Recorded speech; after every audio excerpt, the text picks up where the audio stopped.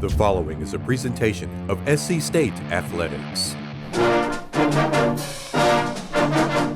You are watching The Buddy Pough Show, featuring highlights of the South Carolina State Bulldogs. Our sponsors are Prisma Health, the South Carolina Education Lottery, the County of Orangeburg, working hard for you. Farm Bureau Insurance. Get a quote at farmbureaupromise.com. Founders Federal Credit Union. Relax with Founders. And by the Department of Health and Environmental Control. Healthy people living in healthy communities. And now, here's our host, the voice of the South Carolina State Bulldogs, Ernest Robinson. It's the final game of the regular season for Coach Buddy Pough and the South Carolina State Bulldogs. At 5-5, the Bulldogs are in an enviable position. They've already won a share of the MEAC championship and a spot in the upcoming Celebration Bowl, December 18th, against the SWAC champion. Today they take on Norfolk State in Norfolk, Virginia, seeking their 6th win and hoping to go into the postseason on a positive vibe. As Nardone kicks, it's an end-over-end kick. It's going to be fielded by Bailey at about the 18, up the right side at the 25, across the 30, cuts back at the 35, and that is where South Carolina State will have it. Pretty good return of about 18 yards for Richard Bailey from the 49 of Norfolk State. Shotgun snap. Corey back to pass, throws it out in the flats, caught by Shaq Davis. Davis went back first, retreated, but got the first down. A little high. Dyson jumps and gets it. Dyson thought about running it, but now he punts it, and this is going to be long, and it's going to hit down. We can go out of bounds right at about the 4-yard line. Carter back to pass, looking left. Carter in trouble, steps up in the pocket, can pick with first down easily, spins, and gets close to that first down marker. Not sure if he got there. Chad Gilchrist made the tackle right at the marker. Shotgun snap. Carter throws it out to his left. It's caught over there by number 83, Daquan Felton. Carter back to pass. Carter, quick pass is tossed. It's complete. And picking up the first down for Norfolk State, that's Marcus Ellington. Carter gives to Davis. Davis starts left, goes right. Davis tries to do juke, and Jalen Barr's got him wrapped up. He's going to lose yards. He's all the way back at the 40-yard line. Bulldogs all standing up. Back to pass. Carter throws it long, got a man out there. It is caught at about the 45-yard line and breaks the tackle of Saphir Kelly and gets the first down. Handoff inside. This is J.J. Davis. Breaks through across the 35 down to about the 32-yard line before he's wrapped up by Chad Gilchrist. Low snap. It is blocked by South Carolina State. And it spins around, and the Bulldogs try to pick it up and could not pick it up. That is the 3rd block of the season of Norfolk State. 2nd down and 9. Play action fake. Carter throwing it out. Got a man out there caught. Nicely done. On the reception, that is Marcus Ellington. Shotgun snap, they give it to Davis over the right side. Davis up the middle on the right side and is tackled down by Dwayne Nichols, but stumbles forward all the way down to the 10-yard line. They give it to Davis inside. Davis has stood up right at the line of scrimmage and stopped. Push back on the tackle for South Carolina State. That was 96, Shaheem Halterwanger. Shotgun snap, Carter back to pass, looking left. Carter steps up in the pocket. Carter is going to be in trouble, wrapped up, tackled down. Bulldogs stop him at the goal line, right at about the 5, I should say, on the tackle. That was number 93 for South Carolina State, Darrell Brown. 2 Bulldogs each way. It's in the center of the field. Back to pass, Corey. Throws it out in the flat. It's caught. Wilverine, pickup of 13. There's a snap. Corey back to pass. Here comes a pass rush. Corey looking long. Corey throwing it out there. Jordan Smith is knocked down. It's going to be pass interference on number 7 for the Spartans. That's Tavion Land. 2 receivers to the left. Hand off to Kendrell up the middle. Kendrell puts his head down, pushes forward. That's a Kendrell we like to see. Corey fields at quarterback. Corey hands off to Kendrell up the middle. Kendrell cuts back left across the 15. Kendrell spins it to 10, down to the 9-yard line. There's a snap. Quincy gets it down. Gavin's toe is in it. It's low, and it is good. So Gavin drives it through in the win, and the Bulldogs get on the board first with 4 minutes and 11 seconds to go in the first quarter. Carter. Quick pass over the middle. Justin Smith, he's got room at the 40. At the 45, Smith makes the man miss at the 30 and down to the 25-yard line. 1:44 and counting. He gives it to Davis over the left side. Davis is going to be wrapped up. Patrick Godbold's got his hands on him. They're pushing him forward. J.J. Davis pushed forward, Bill, and darn near got the first down. Felton back to pass is Carter. Carter steps up and the clock flows out. Wide open and caught for the touchdown for Norfolk State. Norfolk State. It's up, and it is good. That is Ryan Richter with the extra point. And so with 1:22 to go here in the first half, our score, Norfolk State 7, South Carolina State 3. 40 seconds to go in the first half. Clock running. Corey's back to pass. Corey throws it out there. Got Shaq. Shaq Davis. gets across the 50 and gets out of bounds in Norfolk State territory, all the way up to the 47-yard line. Shotgun snap, Corey back to pass, looking toward Shaq. Look the other way. He's got to let it fly, throws it out there. It is caught. First down at about the 25-yard line, down to the 20-yard line. 14 seconds on the game clock. It's a first down. Shotgun formation, Dante Anthony backfield. Here we go. Corey back to pass. Corey in trouble. Corey steps up. He's got to throw it. Flips it out. It's out there. It's caught. Touchdown. Shaq Davis in the end zone. Boy. South Carolina State with 7 seconds on the game clock in the first half. There's a snap, a little high. Quincy gets it down. Gavin still is in it. It is up, and it is good. And that is the end of the first half of play here from Dick Price Stadium on the campus of Norfolk State University. And South Carolina State rallies in the last minute and a half. And the Bulldogs have the lead. 10 South Carolina State, 7 for Norfolk State. Our coach, we begin the football game. We don't get the toss. We get the football first. We get the football and get a couple first downs on that first possession, but end up having to put it back to Norfolk State. You know what? I saw some sign there that our offense might have a pretty good day, but, we did get stopped and kicked it to Norfolk, and they just proceeded to just march it right on down the field. Your defense then answers the Yep. first call. One of 3 or 4 trips they had in the red zone, they came up empty when you blocked the field goal. Well, what we might have should have done was let them just get close to the end zone right there in a hurry so we wouldn't have to take it so long to stop them. But, they went like 18 plays in that drive, and then, we finally got to stop. I think they had like first and goal on about the 4, the 3 or somewhere in that neck of the woods. And then when we got them stopped, then, our offense then got the ball back and moved it a little bit more. But at that point, then, we start to find ourselves a little bit offensively. You start finding yourselves offensively because it starts with Kendrell Flowers It does. and the group up front and are able to move it down. We didn't get the touchdown, but Gavin Zimmerman came in, kicked the field goal, you're up 3-0. Yeah, but I really felt like Corey Fields kind of found himself today a little bit, and I think offensively, we found ourselves a little bit today. I think we got to lead with some of the things that Corey did that was really most the throw game, and then it developed into a better running game for us. We had a little bit of running game, but we couldn't sustain it. But once we really got the throw game going, then the running game opened wide open for us. Coach, hadn't had a chance to talk to you about this, but we saw DePrince Haynes playing a lot at the H-back position. With he and Yancey Washington in there, it's almost like having 2 more offensive linemen in there, which makes it stronger for you. Yeah, you're going to talk to Bennett SWAC a little bit, but he had a great idea of using those 2 guys in concert to do some things. And, it ended up working out nicely for us. And then what it did was it made them want to bring another guy in the box to kind of sort of, slow down the run some. And it put them one-on-one out there with Shaq and Will Vereen. And I'm going to tell you something, that ain't a good place to be.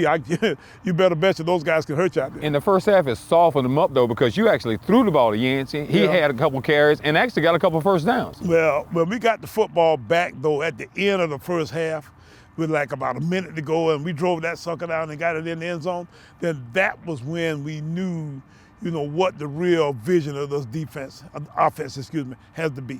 And, of course, South Carolina State led at the half by a score of 10-7. It's halftime here on the Buddy Pough Show. We'll come back and we'll have more South Carolina State football after these messages.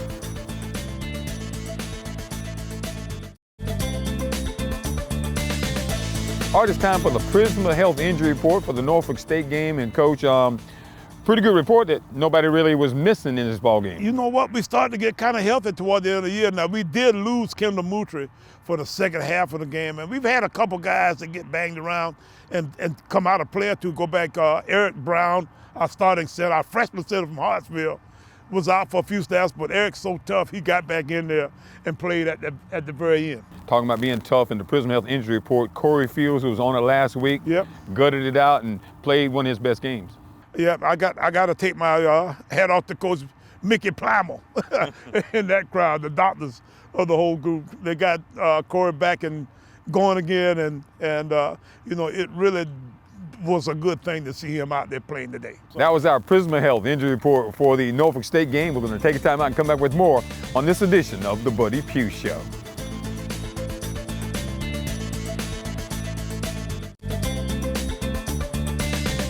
As it teed up and he approaches, it's an end over end kick that gets held up a little bit. It's going to be fielded by J.J. Davis at the 18-yard line. Starts up the left side, cuts back at the right. J.J. Davis got a lane at the 40. J.J. knocked out of bounds. Who made that tackle over there? That's number 28 for South Carolina State. That was a touchdown-saving tackle, perhaps, by Michael Brunson.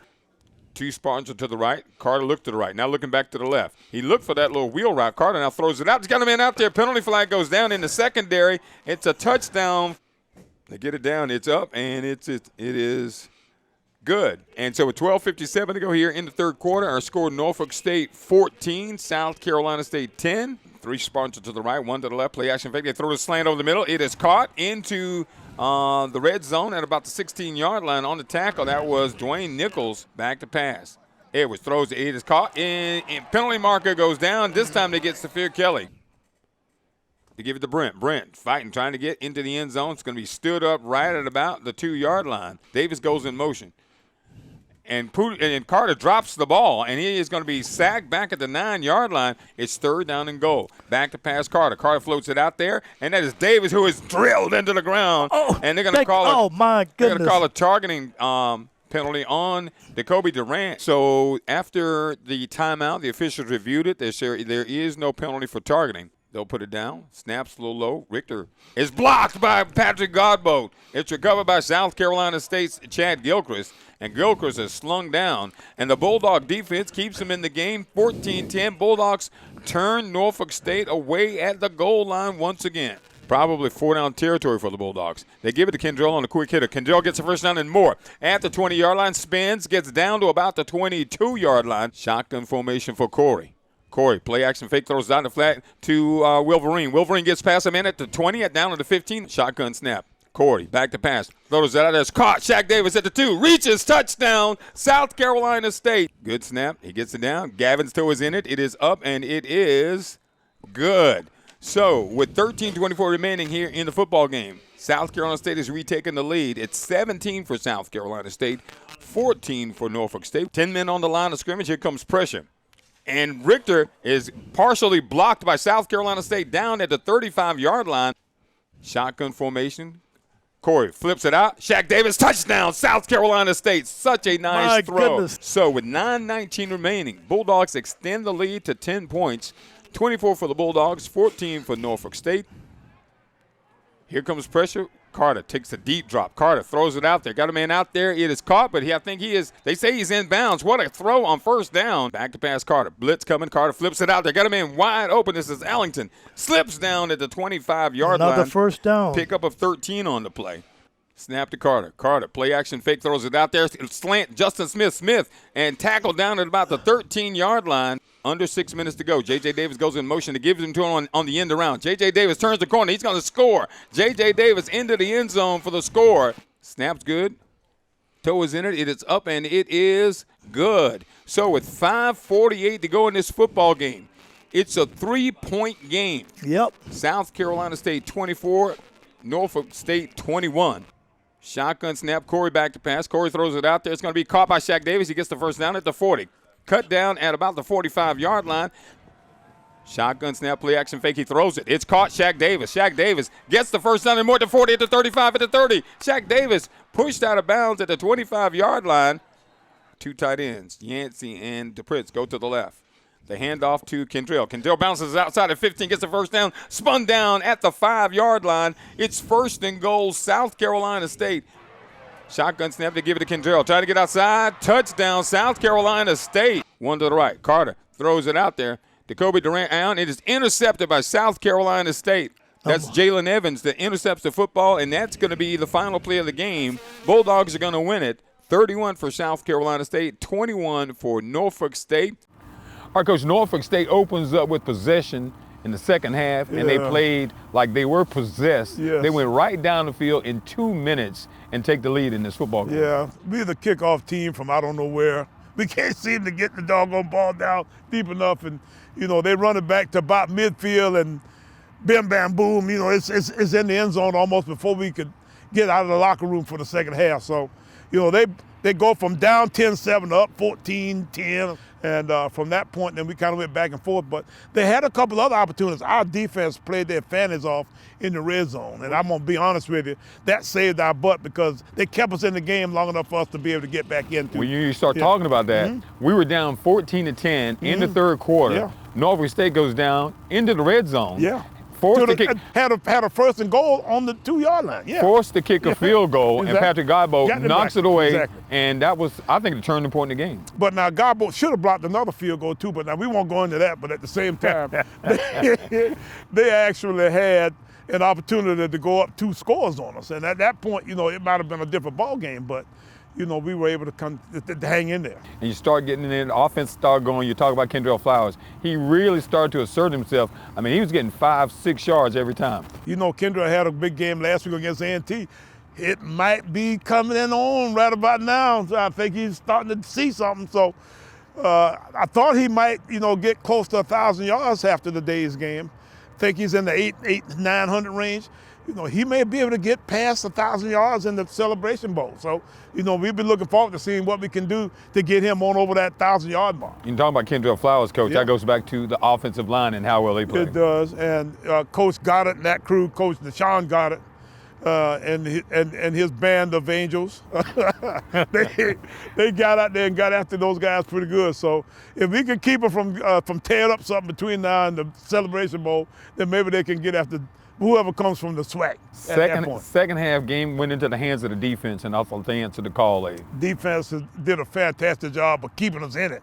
And then finally our offense caught fire. We had nice drive. That last drive was a thing of art. 24-21, we Yes. were leading, but of course you need some distance. You got 5 minutes to go in the football game, and not only did you drive it down, Coach, you used the clock and scored. We did all of what you need to do in that circle. And when they were driving to score, I was telling our offense this, hey guys, not only are we gonna need to get the football back, I said, we're gonna get the football back, we need to drive it and keep it for the rest of the game that way. I said, because I don't know if we can stop them out there, we might have worn our defense out. But, you know, that was exactly what we needed. And at that point then, you know, we say that saved the day.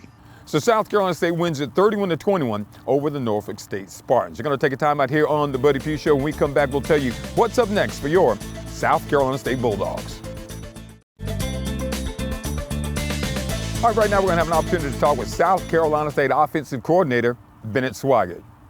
All right, Coach Swaggart, what do you think was the key to the success here in Norfolk State? I don't think you can look past the offensive line and Mr. Flowers. You know, we want to be balanced. That's our goal.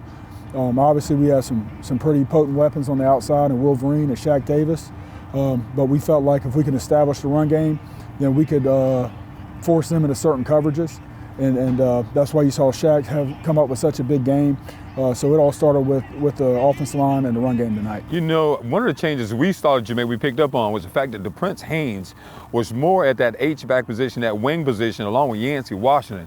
They were a tandem over there. How did that fit into what you guys were trying to do? Well, you know, the Prince got to us late, and so we're really starting to utilize his abilities. And so what we were trying to do was force him into a run game call to the tight end side. And then if we got them into a run game call into the tight end side, then we knew our 2 receivers were on the island.